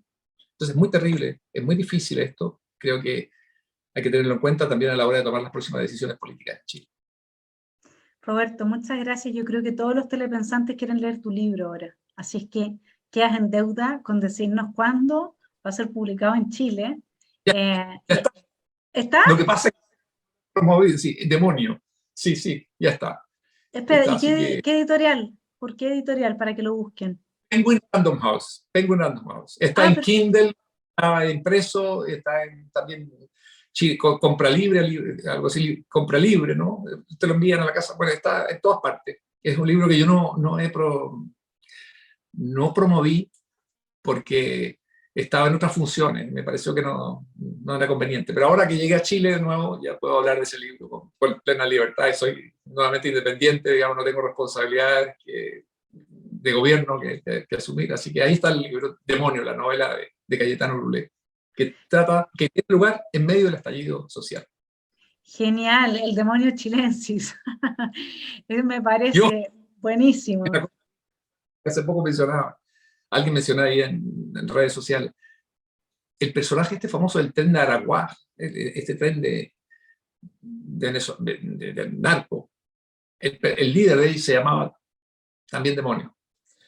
Ahora se descubre coincidencias entre la realidad y la ficción, pero a veces la ficción anticipa cosas que ocurren después en forma efectiva. El poder de la palabra, como dirías tú. A veces la intuición también es muy fina respecto de esos aspectos del inconsciente colectivo que uno comparte con los demás, y tiene un cierto rasgo incluso divinatorio. Yo lo he visto eso algunas veces también, por eso es que no me llama la atención que se den ese tipo de coincidencias a veces. Roberto, muchas gracias por esta muy buena entrevista. Acá de Esfera Pública, que hacemos el esfuerzo por profundizar, reflexionar realmente sobre los temas, porque la conciencia se adquiere así, con procesos, con tiempo, dándose el espacio, y no de un día para otro uno hace un cambio, ¿no es cierto? Así es que agradecerte, y ojalá sigamos conversando pronto, y que logremos integrar nuestro demonio, porque los demonios no se pueden expulsar, o se los deja escondidos en una caja del que vuelven a salir cada cierto tiempo o se los integra y se los lleva por un buen camino, de modo que esa fuerza también sirva en la construcción. Un poco más de Jung, un poco menos de Freud, un poco más de Nietzsche, un poco menos de Lacan, ¿no es cierto? Así Es que un verdad. abrazo grande y muchas gracias por estar en Esfera Pública. Muchas gracias a ti, Vanessa. Ha sido un gusto conocerte y conversar contigo. Y bueno, te deseo lo mejor, y a Chile también lo mejor, y a quienes nos ven también que siga muy bien. Un gran saludo desde una región ahí en el centro de Chile, donde estoy instalado, viviendo muy contento, pero también muy preocupado por lo que está ocurriendo en nuestro país. Muchas gracias por la Todos muy invitación. preocupados. Gracias. Muchas gracias, Roberto. Un abrazo. Chao. Un abrazo.